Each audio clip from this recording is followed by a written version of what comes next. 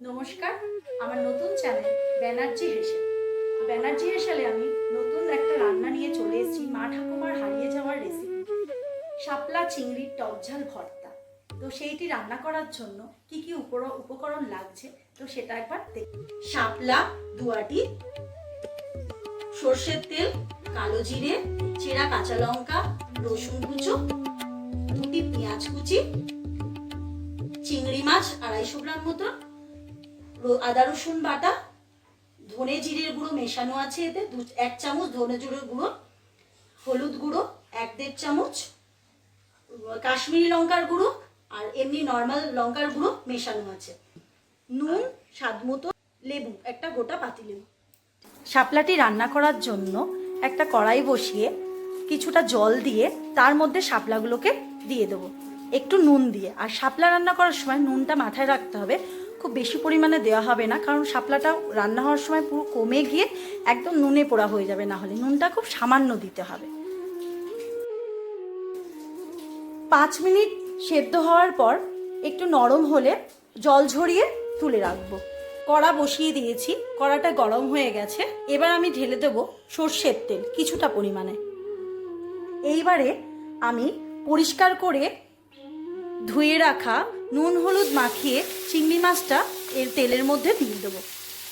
চিংড়ি মাছগুলো ভাজা ভাজা হয়ে গেছে, খুব কড়া করে ভাজবো না, অল্প একটুখানি লাল লাল হলে নামিয়ে নেব। ওই চিংড়ি মাছের তেলেতেই আর একটু তেল দিয়ে 1 চামচ মতন কালো জিরে, কুচনো কটি কাঁচা লঙ্কা আর রসুন কুচনো দিয়ে ভালো করে নাড়াচাড়া করব।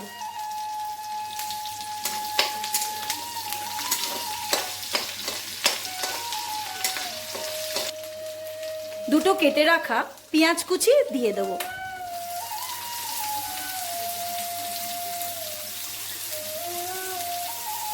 এবার একটু অল্প পরিমাণে নুন দিয়ে দেবো, তাতে পেঁয়াজ ভাজাগুলো নরম হয়ে যাবে।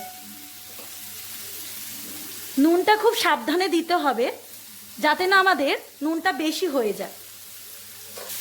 এবার দিয়ে নুন দিয়ে নাড়াচাড়া করে নেব।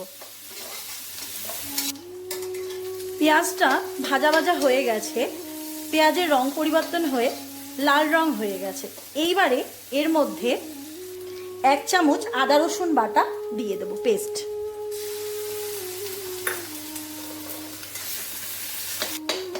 ভাজা থেকে তেল ছেড়ে দিয়েছে, আদা রসুন আর পেঁয়াজ ভাজা থেকে তেল ছেড়ে দিয়েছে।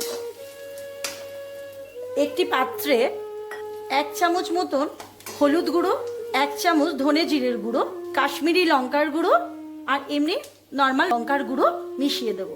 এবার এর মধ্যে একটু জল দিয়ে দেবো, মিহি পেস্ট বানিয়ে এর মধ্যে দিয়ে দেবো। দিয়ে ভালো করে নাড়াচাড়া করব, যতক্ষণ না পর্যন্ত তেল ছাড়ছে ততক্ষণ নাড়াচাড়া করব। এর মধ্যে একটু চিনি দিয়ে দেবো, দিয়ে আবারও নাড়াচাড়া করব।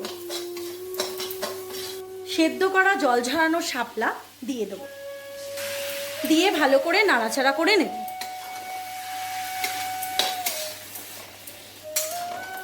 যতক্ষণ না শুকনো হচ্ছে ততক্ষণ আমি চিংড়ি মাছটা দেব না। এবারে ভাজা চিংড়ি মাছ দিয়ে দিলাম, দিয়ে ভালো করে নাড়াচাড়া করে নেব। গ্যাসটাকে আস্তে করে দিয়ে এইবারে একটা চাপা দিয়ে দেবো। এবার একটা চাপা দিয়ে দেবো, ঢাকাটা খুলে গ্যাসের আঁচটাকে বাড়িয়ে ভালো করে নাড়াচাড়া করব। এবার দেখবো শাপলাগুলো থেকে জল পুরো সমস্ত শুকিয়ে গেছে আর শাপলাগুলো খুন্তির মাধ্যমে এক জায়গায় একত্রিত হয়ে যাচ্ছে। তার মানে বুঝতে হবে এর থেকে জল সব শুকনো হয়ে গেছে, তেল ছেড়ে দিয়েছে। এইবারে এর মধ্যে একটা গোটা পাতিলেবুর রস দিয়ে দেবো। পাতিলেবুর রসটা আপনাদের স্বাদ মতন দিতে পারেন, দিয়ে ভালো করে নাড়াচাড়া করে নেব।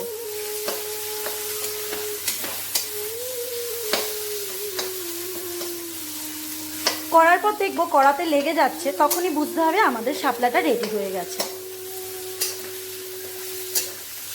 আমার রান্নাটি সম্পূর্ণ হয়ে গেছে। শাপলা চিংড়ির টক ঝাল ভর্তা তৈরি হয়ে গেছে। মা ঠাকুমার পুরাতন দিনের আমলের রান্না শাপলা চিংড়ির টক ঝাল ভর্তা। গরম গরম ভাত দিয়ে পরিবেশন করুন।